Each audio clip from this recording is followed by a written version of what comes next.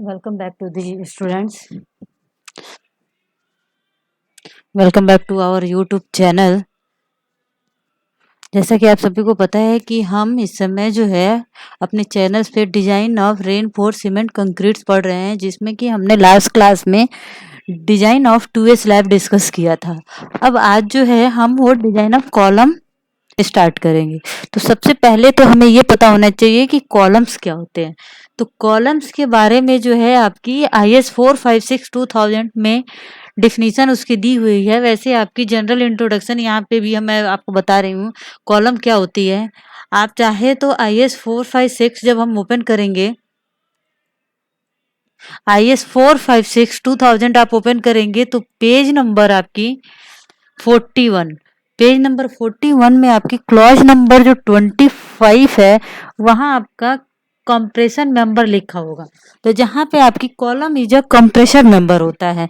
तो यहाँ कॉलम्स की डेफिनेशन क्या होती है? कॉलम और स्ट्रट। कॉलम जो होते हैं, column are the vertical member but strut are may be vertical और may be inclined, but columns हमारा इंक्लाइंड नहीं होता। स्ट्रट आपकी इंक्लाइंड भी हो सकती है। तो कॉलम और स्ट्रट दोनों हमारी कंप्रेशन मेंबर होती है। कंप्रेशन मेंबर वो मेंबर्स होती है जिसपे जब हम उसको लोड लगाते हैं, कंप्रेस करते हैं। तो कॉलम और strut is a compression member the effective length of which exceeds 3 times its least lateral dimension. Effective length जो है एल, इफेक्टिव एक्सीड्स आपकी जो है 3 times इट्स बी और डी। B and D is the cross section of the columns. तो ये आपका दिया हुआ है। नेक्स्ट आपकी जो होती है short and cylinder compression members होते हैं। तो यहाँ भी आपकी वही डिफिनेशन लिखी है। एक column is defined as a compression member the effective length of which exceeds 3 times the least lateral dimension. जो कॉलम की क्रॉस सेक्शन आपकी बी और डी हमारी दी हुई है, तो उसमें से आपकी जो भी आपकी कम वाली, या तो बी अगर कम होगी या डी, तो उसमें से आपकी थ्राइस जो होगी, जो उसकी इफेक्टिव लेंथ होगी वो दैट इज योर उसकी 3 times बी और डी की आपकी ज़्यादा होनी चाहिए। एक और आपके कंप्रेशन मेंबर्स हमारे क्या होते हैं? Compression members whose lengths do not exceeds 3 times the least lateral dimension. Compression member वो मेंबर्स होते हैं जिसकी आपकी लेंथ जो है 3 times इसकी लीस्ट लेटरल डायमेंशन से हमारी ज़्यादा नहीं होनी चाहिए। Column is a very important component of A structure, क्योंकि आपकी कोई भी बिल्डिंग से होती है, वो बिल्डिंग्स में है, जब अगर हम बीम बनाते हैं या स्लैब्स बनाते हैं तो उसका जो सपोर्ट होता है वो कॉलम पे बेस होता है, और कॉलम से हमारा जो होता है मेन लोड्स को हमारी फाउंडेशन को ट्रांसफर करती है। तो यहाँ लिखा हुआ है column supports beam which in turn supports wall and slabs.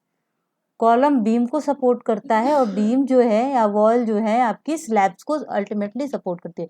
It should be realize that the failure of a column results in the collapse of the structure. अगर आपकी किसी भी बिल्डिंग्स में कॉलम्स हमारी फेल हो रही है तो इट मीन्स आपकी जो है पूरी की पूरी हमारा स्ट्रक्चर कोलैप्स हो जाएगा। इसलिए हमारी डिजाइन ऑफ कॉलम जो है वेरी इंपॉर्टेंट आपकी फैक्टर हो जाती है। जब भी हम कॉलम की डिजाइन, बिल्डिंग की डिजाइन करती हैं तो उसमें कॉलम्स की डिजाइन आपकी बहुत इंपॉर्टेंट होती है। एक column is a vertical structural member. Column हमारा वर्टिकल स्ट्रक्चरल मेंबर होता है सपोर्टिंग एक्सियल कंप्रेसिव लोड। जो कि एक्सियल कंप्रेसिव लोड्स क्या होती है? आपकी वर्टिकल लोड्स। जो भी आपकी कोई भी कॉलम है जो वर्टिकल लोड ले रहा है उसको हम एक्सियल लोड बोलते हैं। और अगर ये आपकी कॉलम्स है तो उस पर आपकी वर्टिकल लोड, कंप्रेशन लोड लग रहा है, तो इसी को हम बोलते हैं एक्सियल कंप्रेसिव लोड्स विथ और विदाउट मोमेंट। इसमें आपकी जो लोड्स है केवल लोड्स लग सकती है, या समटाइम्स हमारी क्या होती है, अगर ये आपका कोई कॉलम है इस पे हमारी कोई लोड्स लग रही है और लोड्स के साथ साथ हमारी उस पे हमारी उस कॉलम पे मोमेंट भी एक्ट कर रही है। ये आपकी लोड P हो गई और ये हमारा मोमेंट्स हो गया। With or without movement, the cross-sectional dimension of a column is generally considerably less than its height. Column की आपकी जो क्रॉस सेक्शन होती है, कॉलम्स चूंकि आपका वर्टिकल मेंबर्स होता है तो जाहिर सी बात है उसकी लेंथ हमारी जो होती है उसके क्रॉस सेक्शन से आपकी ज़्यादा होती है। तो यहाँ वही कह रहा है कि कॉलम्स की जो आपकी हाइट होती है, इसको लेंथ बोलते हैं या हाइट बोलते हैं, उसकी आपकी जो क्रॉस सेक्शन होती है बी एंड डी से जनरली हमारी ज़्यादा होती है। The cross-sectional dimension of a column are generally considered less than its height. तो हम इसको क्रॉस सेक्शन जनरली हम कम कंसीडर करते हैं उसके हाइट के according. Column supports vertical loads from the floor and roof and transmits the load to the foundation. Columns हमारा क्या करता है, वर्टिकल लोड्स को आपका सपोर्ट्स करता है और ये जो लोड्स आपकी कॉलम्स ले रही है ये आपकी अल्टीमेटली क्या करती है, फाउंडेशन को हमारे ट्रांसफर करती है। नाउ हम डिस्कस करेंगे क्लासिफिकेशन ऑफ कॉलम। कॉलम्स हमारे डिफरेंट टाइप्स के हो सकते हैं। तो कॉलम्स को क्लासिफाई करने के लिए डिफरेंट क्राइटेरिया पे हमने कॉलम को हम on the basis of different criteria हम कॉलम को क्लासिफाई करते हैं। फर्स्ट जो क्लासिफिकेशन हम ले रहे हैं based on the shape, column की हम शेप कैसी बना रहे हैं। तो एक आपकी होती है रेक्टेंगुलर कॉलम, यहाँ देख रहे हैं ये रेक्टेंगुलर कॉलम होते हैं। एक होती है स्क्वायर कॉलम, एक होती है आपकी सर्कुलर कॉलम, ये आपकी हो गई ट्रायंगुलर कॉलम, ये हमारी हो गई पॉलीगन कॉलम, ये हमारी हो गई एल शेप कॉलम, ये हो गई प्लस शेप कॉलम, ये आपकी हो गई टी शेप कॉलम। यहाँ आपकी ये सारी कॉलम्स की क्लासिफिकेशन दी हुई है based on their shape, rectangular, square, circular, polygon, L shape, T shape and plus shape. Next जो हम कॉलम्स को क्लासिफाई करते हैं based on the slenderness ratio और हाइट। तो आपकी कॉलम्स की जो हाइट है उसके बेस पे ये आपकी कोई कॉलम्स है तो ये जो होती है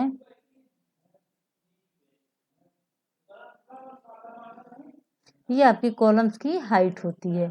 इसको हम हाइट या इसी को हम लेंथ ऑफ द कॉलम बोलते हैं। तो based on their height column जो होते हैं टू टाइप्स के होते हैं। एक आपकी होती है शॉर्ट कॉलम, दूसरा आपकी होती है लॉन्ग कॉलम। तो अब हमारी शॉर्ट कॉलम क्या होती है, एक कंप्रेशन मेंबर, जो कॉलम हमारी कंप्रेशन मेंबर होती है, कंप्रेशन मेंबर में be considered as short. Short column कब कहेंगे, व्हेन दी सिलेंडरनेस रेशियो जो होती है LEX/D and LEY/B are less than 12। तो LEX क्या है, effective length in respect of the major axis, और LEY जो है effective length in respect to the minor axis. यहाँ पे आपकी जो होती है एक्स एक्सिस को हम मेजर एक्सिस बोलते हैं और वाई एक्सिस को हम माइनर एक्सिस बोलते हैं। तो कॉलम्स की आपकी जो लेंथ है एलोंग मेजर एक्सिस और एलोंग माइनर एक्सिस आपकी जो है उस वो कितनी दी हुई है, और उसकी आपकी जो भी आपकी B depth of the column और विड्थ ऑफ द कॉलम है। तो LEX effective length along major axis divided by D depth of the column and आपकी है LEY effective length along minor axis divided by the width of the column, ये B है, should be less than 12। अगर है तो columns जो है आपकी शॉर्ट कॉलम है। बट अगर आपकी जो है LEX/D and LEY/B is greater than 12, then वो जो कॉलम होगी वो आपकी लॉन्ग कॉलम होगी। यहाँ लिखा है it shall otherwise be consider as long compression member.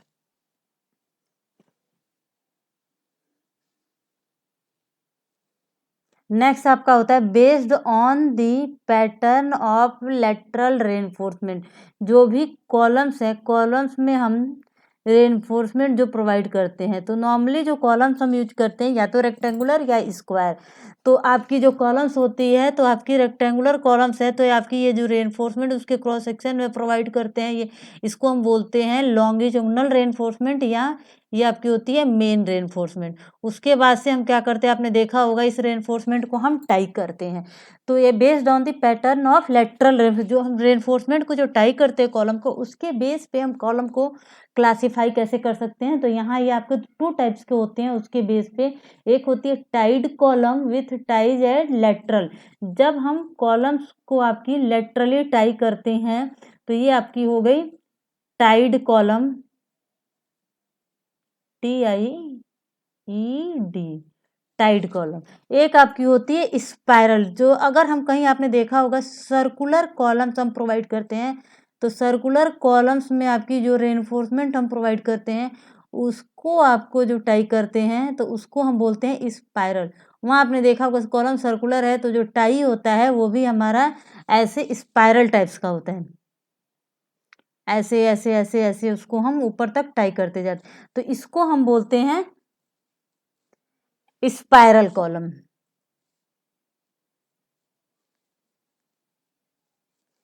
मैं तो यहाँ लिख रहा है majority of column in build any buildings are tied column. Mostly आप किसी भी बिल्डिंग्स में अगर देखेंगे कॉलम जो प्रोवाइड करते हैं, वो हम या तो रेक्टेंगुलर या स्क्वायर कॉलम प्रोवाइड करते हैं, और जो रेनफोर्समेंट हम टाई करते हैं वो आपकी टाइड कॉलम होती है।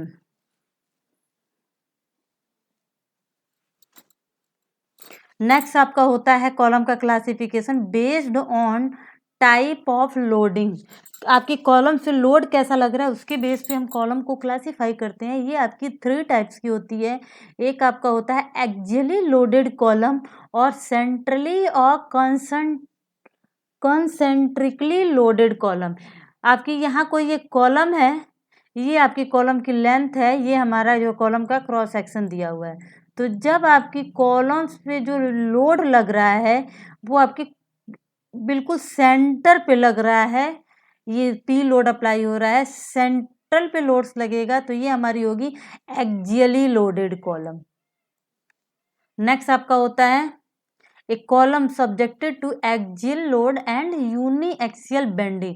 कॉलम पे अगर आपकी लोड्स आपकी लग रही है, और लोड हमारी सेंटर से कुछ डिस्टेंस पे लग रही है, इस सेंटर की ई डिस्टेंस पे लग रही है, तो वो आपकी होती है एक्सियली लोड एंड यू। तो आपकी कुछ डिस्टेंस पे लगेगी, तो आपकी बेंडिंग मोमेंट्स उस पर, तो ये हमारी होगी, इसने आपकी लोड समवेयर यहाँ लग रही है, तो ये हमारी सेंटर से ई डिस्टेंस पे लग रही है, तो ये हमारी जो होगी यूनी एक्सियल इसेंट्रिसिटीज। थर्ड आपका होता है एक column subjected to axial load and biaxial bending.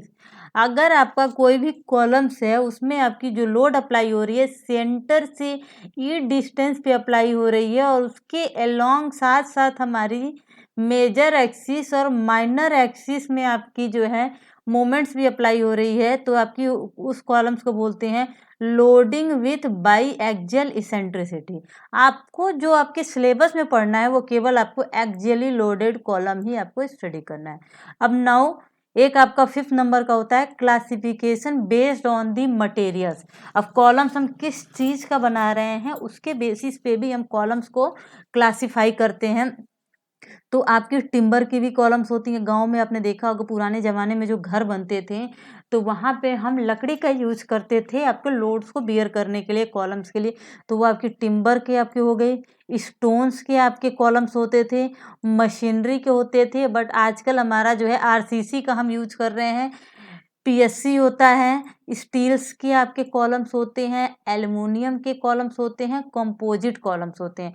ये आपके RCC टाइड कॉलम्स हैं। यहाँ ये सर्कुलर कॉलम शो कर रहा है, और यहाँ ये रेक्टेंगुलर कॉलम शो कर रहा है, और यहाँ ये जो आप डॉटेड लाइन से देख रहे हैं, ये हमारा जो है लॉन्गिट्यूडनल रेनफोर्समेंट है या मेन बार्स हैं।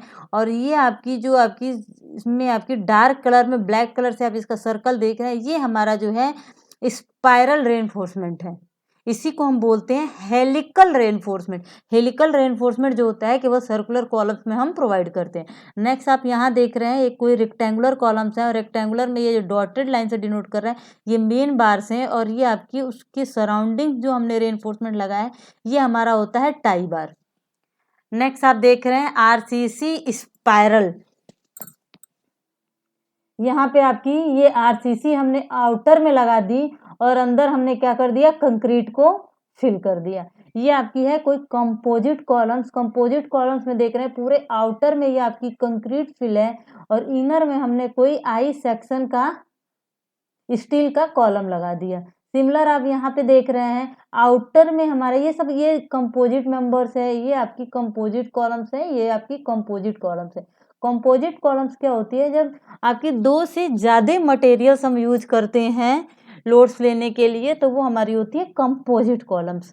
तो आपके यहाँ पे देख रहे हैं आउटर में ये हमने रेनफोर्समेंट एक स्टील की ट्यूब ले ली है, फिर इनर में हमने रेनफोर्समेंट और ये इन दोनों के बीच का जो होल है इसमें हमने कंक्रीट और यहाँ हमने कंक्रीट फिल कर दिए तो ये भी आपकी कंपोजिट कॉलम्स है।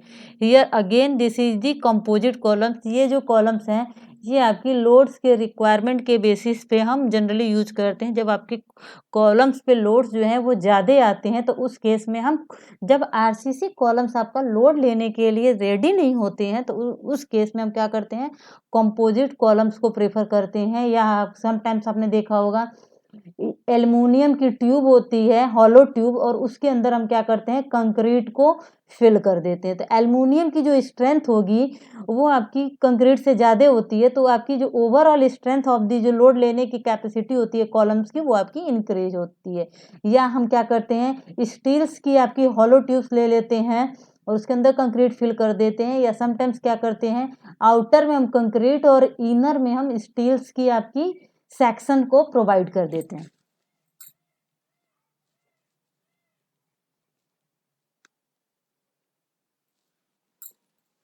नाउ कॉलम्स के लिए हम क्लियर कवर कितना लेते हैं।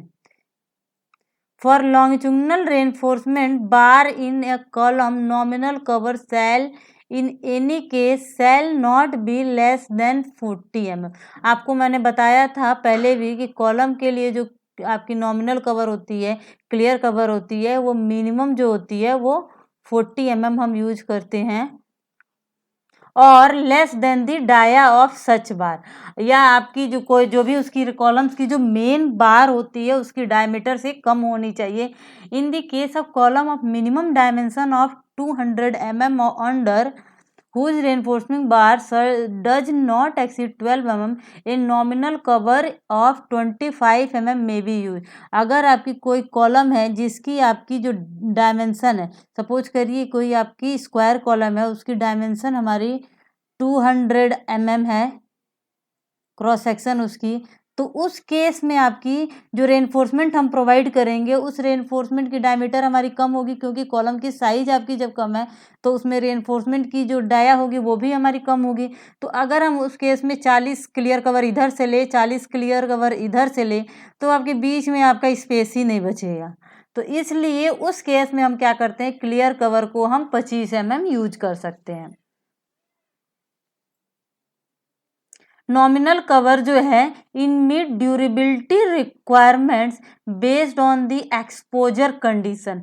अगर आपकी एक्सपोजर कंडीशन माइल्ड है तो वहाँ 20 यूज कर सकते हैं, मॉडरेट है 30, सीवियर है 45, वेरी सीवियर है 50, एक्सट्रीम है तो 75 यूज कर सकते हैं। ये आपको यहाँ भी मिल जाएगा।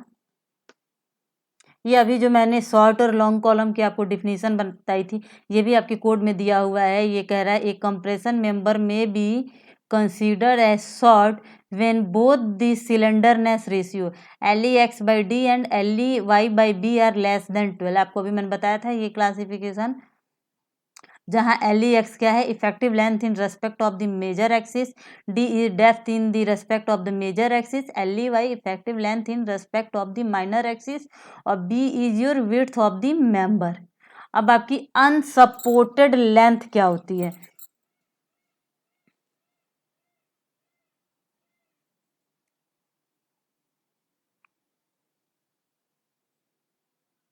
Effective length of compression member. Column और strut is a compression member, column या स्ट्रट एक कंप्रेशन मेंबर होता है, the effective length of which exceeds 3 times the least lateral dimension for normal usage. Assuming idealized condition, the effective length of in a given plane may be accessed on the basis of table number 28 in IS 456/2000.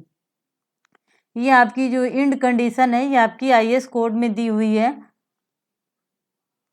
ये जब IS code में आप आएंगे effective length के बारे में again देखिए यहाँ पे, in the absence of more exact analysis the effective length को L इफेक्टिव से डिनोट करते हैं, L effective may be obtained at desire in annex E, annexure E में आपको मिलेगा। एनेक्चर ई जो है अभी मैं आपको दिखाती हूँ यहाँ पे कौन से पेज नंबर पे है।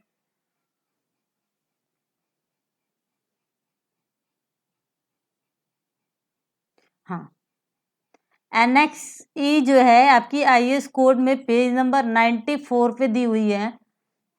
तो यहाँ लिखा हुआ table number 28 effective length of compression member. Columns में जब भी हम कॉलम्स की डिजाइन करते हैं तो उसमें इफेक्टिव लेंथ को यूज करते हैं।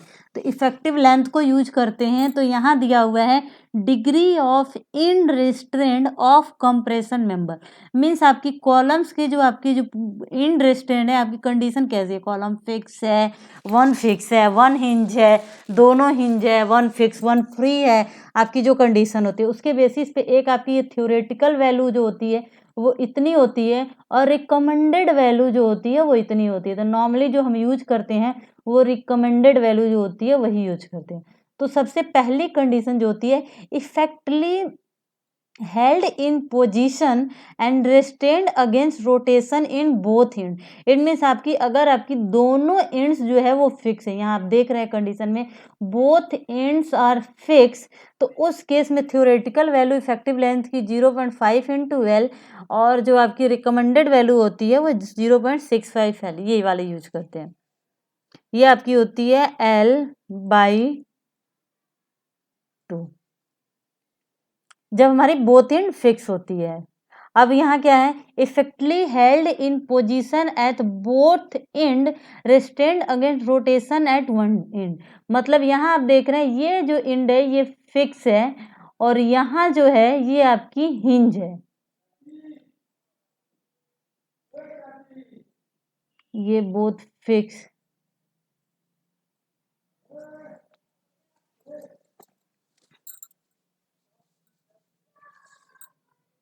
तो आपकी वन फिक्स वन हिंज जो होगी तो उस केस में आपकी थ्योरेटिकल वैल्यू 0.7 L और रिकमेंडेड वैल्यू 0.80 L।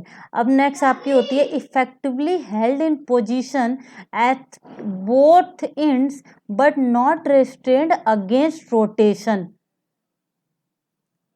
तो यहाँ आपकी क्या है, दोनों आपकी जब हिंज होती है तो उस केस में हमारी जो वैल्यू होती है 1L होती है और ये भी L equal to L effective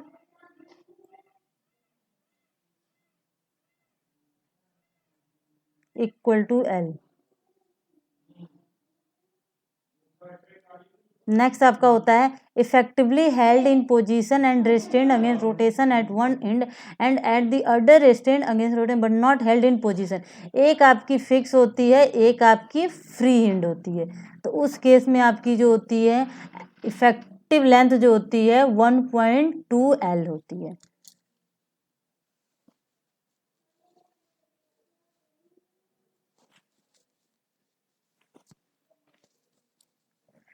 next आपकी कंडीशन है effectively held in position and restrained against rotation in one end at the other partially restrained against rotation but not held in position.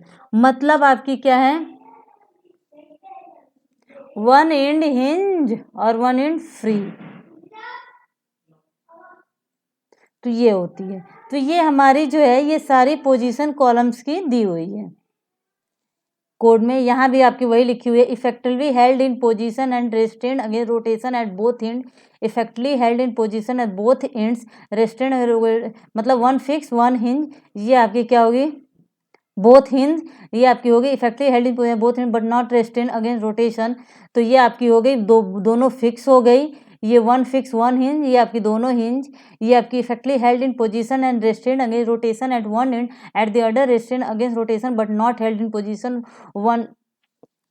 तो ये हमारी सारी कंडीशन है, उसके base पे आपकी जो टेबल बनी हुई थी टेबल नंबर 28, यहाँ पे भी ये आपकी टेबल नंबर 28 दी हुई है। अब आपकी अनसपोर्टेड लेंथ जो होती है, अनसपोर्टेड लेंथ क्या होती है? अनसपोर्टेड लेंथ को हम स्मॉल एल से डिनोट करते हैं और इफेक्टिव लेंथ को हम एल इफेक्टिव से डिनोट करते हैं। इसको हम एल इफेक्टिव से डिनोट करते हैं और इसको जो है हम अनसपोर्टेड लेंथ को हम स्मॉल एल से।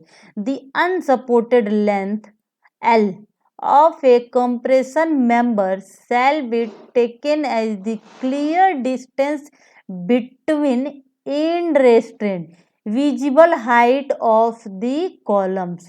आपकी अगर कॉलम्स, आपकी ये कॉलम्स है तो ये आपकी जो है ये दोनों की एंड कंडीशन है। तो अनसपोर्टेड लेंथ जो होगी, ये जो लेंथ होगी वो आपकी दोनों एंड्स की आपकी जो है वहां से डिस्टेंस जो होगी उसको हम अनसपोर्टेड लेंथ बोलते हैं।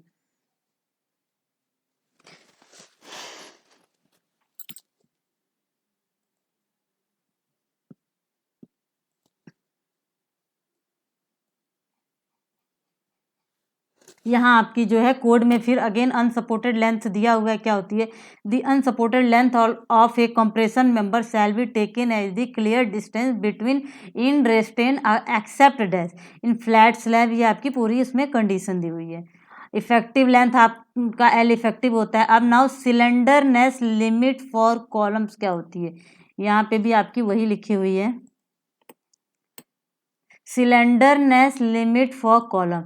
The unsupported length between end restraints shall not exceed 60 times the least lateral dimension of the column.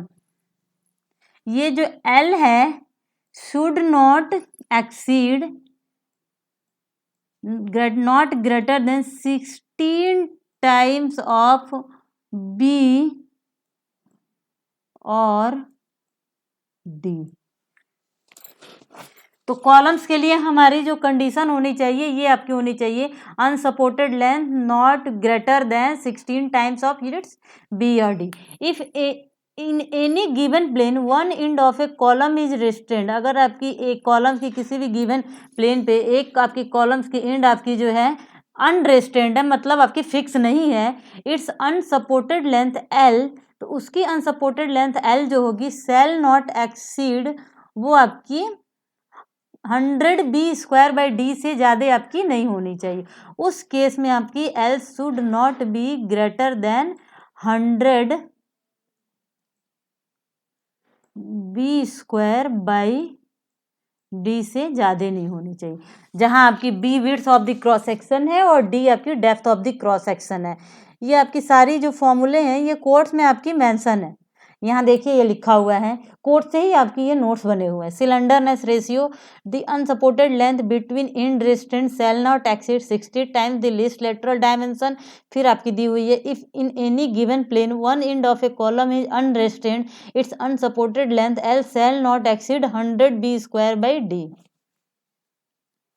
अब हम आते हैं कॉलम्स की, ये तो हमारी हो गई लेंथ के बारे में। अब हमारा आएगा उसके रेनफोर्समेंट्स के बारे में। स्पेसिफिकेशन एज पर IS 456/2000, लॉन्गिट्यूडनल रेनफोर्समेंट और ट्रांसवर्स रेनफोर्समेंट। जो लॉन्गिट्यूडनल रेनफोर्समेंट होता है इसी को हम बोलते हैं मेन बार, मेन बार होती है। और जो आपकी ट्रांसवर्स रेनफोर्समेंट होती है उसी में आपकी टाई बार आती है और हेलिकल रेनफोर्समेंट आता है। ये आपकी जो है ये पूरा कोर्स में दिया हुआ है, सो हम कोर्स से ही पढ़ देते हैं, ज़्यादा क्लियर रहेगा।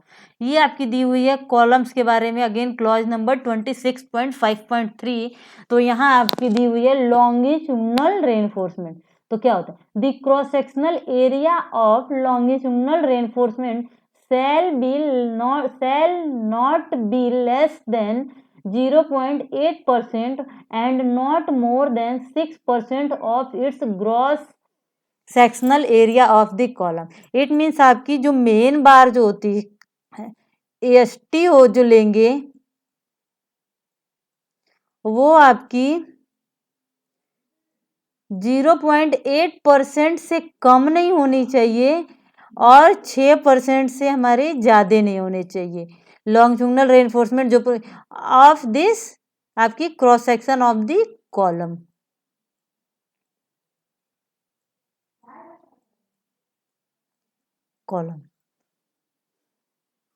The use of 6% reinforcement may favorable practical difficulty in placing and compacting of concrete, hence lower percentage is recommended। यहाँ बोल तो दिया कि 6% से ज़्यादा नहीं होना चाहिए, बट यहाँ ये भी कंडीशन कह रहा है कि 6% अगर हम रेनफोर्समेंट यूज करते हैं उसके क्रॉस सेक्शंस के, तो वो आपके उसमें जब कंक्रीट को प्लेस करते हैं और कॉम्पैक्ट करते हैं तो वो आपकी डिफ़िकल्टी होती है। इसलिए हम क्या करते हैं, lower percentage of steels for longitudinal reinforcements को हम कंसीडर करते हैं। सेकेंड आपका क्या दिया हुआ है, in any column that has a larger cross sectional area than that required to support the length the minimum percentage of steel shall be based upon the area of concrete required to resist the direct strain and not upon the actual area। ऐसे इसका इतना use हमारा है नहीं, क्योंकि जब हमारी columns की क्रॉस सेक्शन लार्ज होती है तो उस केस में ये वाली कंडीशंस को हमें इसके बेस पे हम रेनफोर्समेंट को डिसाइड करते हैं। तो ये चीज़ आपको याद रखनी है, इसी के बेस पे आपकी जो है लॉन्गिट्यूडिनल रेनफोर्समेंट्स की हम एरिया निकालेंगे। नेक्स्ट अब आपका है the minimum number of longitudinal reinforcement. Longitudinal bars होते हैं, अगर आपकी कोई कॉलम्स हमारे रेक्टेंगुलर है या स्क्वायर है तो मिनिमम नंबर ऑफ बार्स जो होते हैं in case of rectangular and square column जो आपकी है वो मिनिमम कोड कह रहा है कि 4 होनी ही चाहिए। अब 4 आप चारों एंड पे प्रोवाइड करेंगे।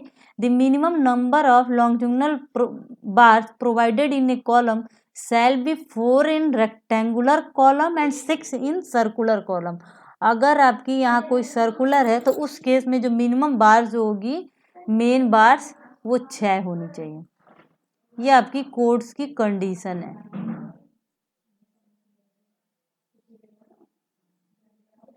छः और छः को हम सुटेबली प्लेस कर देंगे। तो एक आपकी ये चीज़ हमारी यूज होगी। थर्ड आपकी क्या दी हुई है, दी bars shall not be less than 12 mm in diameter। जो लॉन्गिट्यूडिनल रेनफोर्समेंट जो हम यूज करते हैं उसकी आपकी डायमीटर 12 mm से कम नहीं होनी चाहिए कॉलम्स के लिए। ये कोड्स की कंडीशन है। नेक्स्ट आपकी है a reinforced concrete column having helical reinforcement shall have at least 6 bar of longitudinal reinforcement within the helical reinforcement। अगर हम किसी कॉलम्स में हेलिकल रेनफोर्समेंट प्रोवाइड कर रहे हैं तो उस केस में हमारी जो होगी कॉलम्स में मिनिमम 6 बार्स होने चाहिए लॉन्गिट्यूडिनल रेनफोर्स। तो यहाँ देख रहे हैं हमने 6 प्रोवाइड किया। तो अब क्या कह रहा है, in a helically reinforced column the longitudinal bar shall be in contact with the helical reinforcement and equidistant around its inner circumferences. अब ये जो डिस्टेंस जो हम प्रोवाइड करेंगे, अगर हम 6 कॉलम हेलिकल रेनफोर्समेंट प्रोवाइड कर रहे हैं तो इक्वल डिस्टेंस पे आपकी हर जगह से जो डिस्टेंस होनी चाहिए रेनफोर्समेंट्स की वो इक्वली डिस्ट्रीब्यूट होना चाहिए। ऐसा नहीं है कि हम एक की डिस्टेंस ज़्यादा कर दें, एक की डिस्टेंस हम कम कर दें। तो ये भी आपकी कोर्स में कंडीशन दी हुई है। Next, spacing of longitudinal bars measuring along the periphery of the column shall not exceed 300 mm। Columns की आपकी जो भी पेरिफेरी होगी तो आपकी दो लॉन्गिट्यूडिनल बार्स के बीच की जो स्पेसिंग रखेंगे वो 300 से ज़्यादा हम नहीं रख सकते। अगर हम रेक्टेंगुलर कॉलम यूज कर रहे हैं तो दो रेनफोर्समेंट्स की बीच की स्पेसिंग आपकी 300 mm से ज़्यादा नहीं हो सकते। Next, in case of pedestals in which the longitudinal reinforcement is not taken in account in strength calculation, nominal longitudinal reinforcement not less than इतना percent 0.15% of the cross section are area shall be provided. ये आपको pedestal की design करनी नहीं है, footing के case में जो फुटिंग हम पढ़ते हैं तो उसमें आपकी पेडेस्टल की डिजाइन होती है। तो ये तो हमारी जो दी हुई है ये आपकी कोर्स में दी हुई है लॉन्गिट्यूडिनल रेनफोर्समेंट्स के बारे में। ये जो है ना आपको बहुत अच्छे से पढ़ना होगा, क्योंकि आपको जो भी एसएससी वगैरह के आप कभी एग्जाम्स देते हैं तो उसमें ये सब जो चीज़ें हैं ना अक्सर आपके एग्जाम्स में ये ये ये ये सब आपके पूछे जाते हैं। अब आपका जो है ट्रांसवर्स रेनफोर्समेंट्स के बारे में है। ट्रांसवर्स रेनफोर्समेंट हम प्रोवाइड करते हैं, उसके लिए हमारी क्या कंडीशन होती है। A reinforced concrete compression member shall have transverse या helical reinforcement so dispose that every longitudinal bar nearest to the compression face has effective lateral support against buckling subjected to provision in B। ये B में जो provision दिया हो उसके the effective lateral support is given by transverse reinforcement either in the form of circular rings capable of taking up circumferential tension और by polygon link lateral tie। जो भी हम ट्रांसवर्स रेनफोर्समेंट प्रोवाइड कर सकते हैं तो या तो हम पॉलीगन लिंक लेटरल टाई के रूप में या हम हेलिकल रेनफोर्समेंट्स के रूप में प्रोवाइड कर सकते हैं, वही ये कह रहा है। With internal angles not exceeding 135 degree, जो उसके इंटरनल एंगल्स होने चाहिए वो 135 डिग्री से हमारे ज्यादा नहीं होने चाहिए।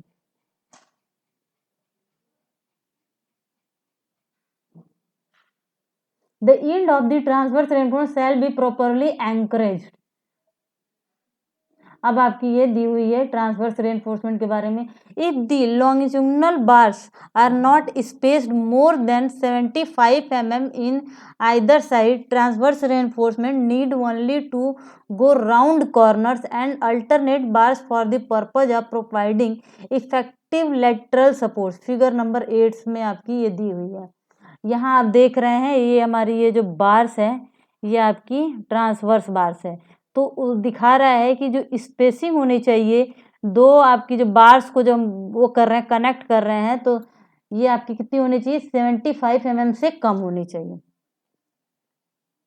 ये आप देख रहे हैं बार्स हमने प्रोवाइड की है, तो ये जो है ये 3 या तो स्पेसिंग हमारी जो होनी चाहिए आउटर आपकी कॉलम्स के आपके इंड से आपकी रेनफोर्समेंट्स के बीच की जो डिस्टेंस होनी चाहिए that should be greater than या इक्वल टू 3/5, वेयर 5 जो है आपकी dia of the longitudinal reinforcement है। ये सब आपकी ट्रांसवर्स रेनफोर्समेंट के बारे में ये दिखाया गया है। ये सब हमारी जो है ये ट्रांसवर्स रेनफोर्समेंट है, ये हमारी ट्रांसवर्स रेनफोर्समेंट है, ये भी ट्रांसवर्स है और ये भी आपकी ट्रांसवर्स है।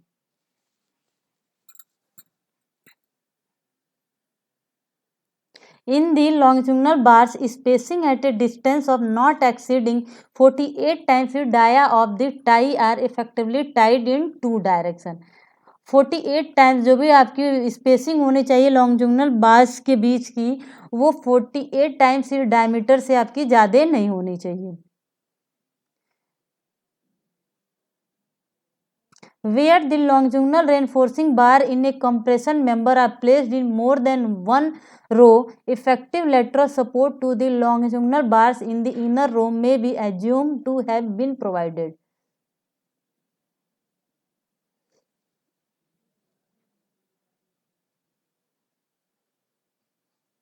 तो ये आपको पूरा स्टडी करना है कि क्या कह रहा है या कि ट्रांसवर्स रेनफोर्समेंट्स के लिए।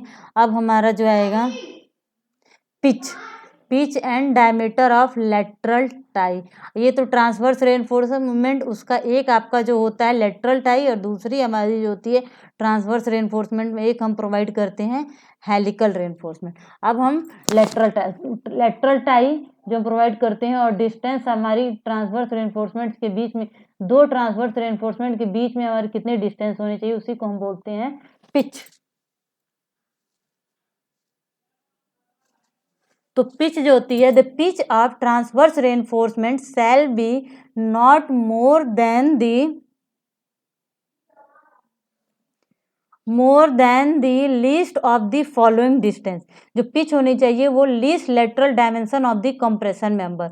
जो भी हमारा कंप्रेशन मेंबर है तो उसके लीस्ट क्रॉस सेक्शन बी और डी जो होगी उसके लीस्ट जो भी डायमेंशन होगी कम वाली उससे ज़्यादा नहीं होनी चाहिए, या 16 times the smallest diameter of longitudinal reinforcement, या 16 टाइम्स जो हमारा मेन बार्स हम प्रोवाइड किए हैं उससे हमारी ज़्यादा नहीं होनी चाहिए, या हमारी 300 mm। इन तीनों में से आपकी कंडीशन होनी चाहिए पिच की।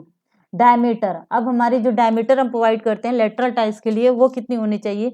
The diameter of the polygonal links और lateral tie shall be not less than 1/4 of the diameter of largest longitudinal bars and in no case less than 16 mm।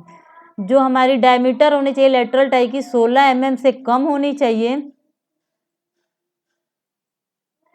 या 1/4 ऑफ दी लार्जेस्ट, आपकी जो भी हमारी ज़्यादा जो भी हमने लॉन्गिट्यूडनल रेनफोर्समेंट डायमीटर प्रोवाइड की है उससे आपकी ज़्यादा नहीं होनी चाहिए। ये दो कंडीशन होती है। अब हमारी आएगी हेलिकल रेनफोर्समेंट। अब हेलिकल रेनफोर्समेंट में पिच हमारी कितनी होनी चाहिए? Helical reinforcement shall B of a regular formation which the turns of the helix spaced evenly and its end shall be anchored properly by providing 1.5 extra turn of the spiral bar. आपको पता है कि helical reinforcement जो होता है वो spiral form में हम उसको प्रोवाइड करते हैं। तो अब आपकी जो पिच होनी चाहिए वो कितनी होनी चाहिए? The pitch of helical turn shall be not more than 75 mm। Pitch जो होनी चाहिए वो आपकी 75 mm से ज़्यादा नहीं होनी चाहिए, nor more than 1/6 of the core dia of the column 1/6 times. अगर हमारा स्क्वायर कॉलम है तो बी और डी आपकी इक्वल होगी तो उससे आपकी 1/6 times of its dia of the core से ज़्यादा नहीं होनी चाहिए, और नॉर लेस देन आपकी 25 mm से कम नहीं होनी चाहिए, 75 mm से ज़्यादा नहीं होनी चाहिए, और 1/6 ऑफ इट्स कोर डायमीटर से। कोर डायमीटर चूंकि हमारा हेलिकल रेनफोर्समेंट सर्कुलर में ही प्रोवाइड करते हैं तो आपकी उसकी डायमीटर से ज़्यादा नहीं होनी चाहिए। ये हमारी 3, और nor less than 3 times the diameter of steel bars. एक और कंडीशन है, not less then 3 times the diameter of steel bar. जो भी हम रेनफोर्समेंट प्रोवाइड कर रहे हैं उसके 3 टाइम्स आपकी स्टील बार से कम नहीं होनी चाहिए। अब dia of helical reinforcement shall be accordance with 26.5.3.2 सी।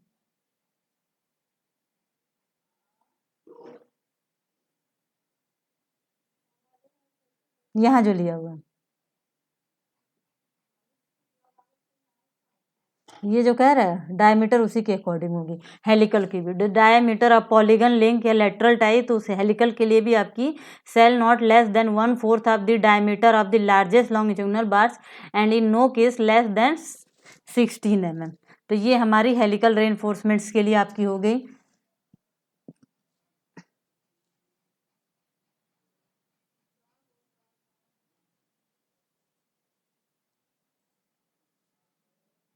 ये आपकी वही लॉन्गिट्यूडनल रेनफोर्समेंट्स के बारे में आपकी क्या होनी चाहिए कंडीशन, ये पूरा दिया हुआ है। The bar shall not be less than 12 mm reinforcement concrete having helical shall have at least 6 bars of longitudinal reinforcement with the helical in helically reinforcement the longitudinal bar shall be in contact with the helical distance होनी चाहिए। Spacing आपकी जो होनी चाहिए इतनी होनी चाहिए।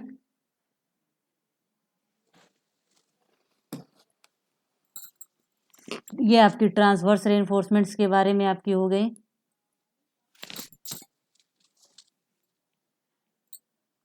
अब ये आपके कोर्स में पूरी आपको बताई दिया अरेंजमेंट ऑफ ट्रांसवर्स रेनफोर्समेंट हम कैसे करते हैं। पिच के बारे में आपको बताई दी है, पिच आपकी क्या होती है। अब हमारा जो है लिमिट स्टेट ऑफ कोलैप्स हम डिस्कस करेंगे। अब उसका आपका एजम्पशंस हमारे क्या क्या होते हैं। ये लिमिट स्टेट ऑफ कोलैप्स जो होती है कंप्रेशन मेंबर आपकी जो होती है, जो उस पर हम कॉलम्स आपकी जो होती है कंप्रेशन मेंबर होती है। कंप्रेशन मेंबर क्या होती है? जब आपकी जो होती है हम कोई आपका मेंबर है उसमें हम इनवर्स फोर्स लगाते हैं तो वो आपकी होती है कंप्रेसिव फोर्स हम लगाते हैं। अगर एजम्पशन, ये एजम्पशन जो है आपकी IAS कोड्स में गिवन है। यहाँ आपकी क्लॉज नंबर 39 में दिया हुआ है लिमिट स्टेट ऑफ कोलैप्स का कंप्रेशन, उसके एजम्पशन क्या है, in addition to the assumption given in 38.1 A to E। आपने जो फ्लैक्सुरल मेंबर बीम पढ़ा उसके जो आपके एजम्पशंस थे, ये आपके नीचे मैं शो कर रही हूँ। ये क्लॉज नंबर 38 में आपकी जो फ्लैक्सुरल मेंबर जो होते हैं, बीम्स होते हैं, उसके लिए जो एजम्पशन थे, plane section normal to the axis remain plane after bending, पहला एजम्पशन। सेकेंड एजम्पशन क्या था हमारा, maximum strain in concrete at the outermost compression fibre is taken at 0.0035 in bending. सीथ क्या, the relationship between the compressive stress distribution in concrete and strain in concrete may be assumed to be rectangular, trapezoidal, parabolic या any other shape, जो होती है stress strain relationship. ये हमारा assumption number 3।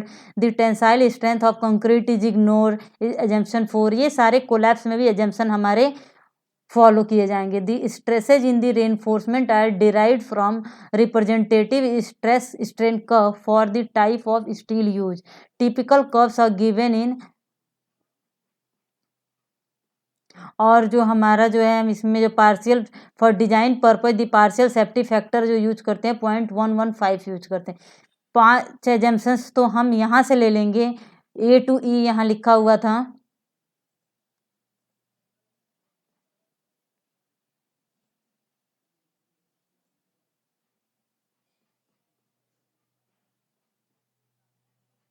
यहाँ A to E for flexural. उसके आपका अलावा जो है दो आपकी जो है इसमें कोलैप्स में 2 एजम्पशन एक्स्ट्रा ऐड हो जाती है। The maximum compressive strain in concrete in axial compression is taken at 0.002। ये आपका है एक assumption, the maximum compressive strain at a highly compress extreme fibre in concrete subjected to axial compression and bending and when there is no tension on the section shall be 0.0035 minus 0.75 times the strain at the least compress extreme fibre. ये हमारे जो है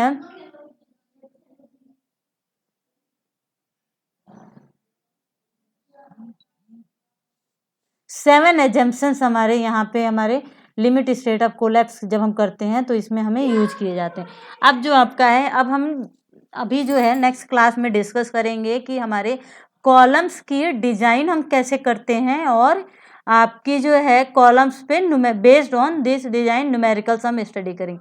thank you very much for listening our lecture. Thank you very much.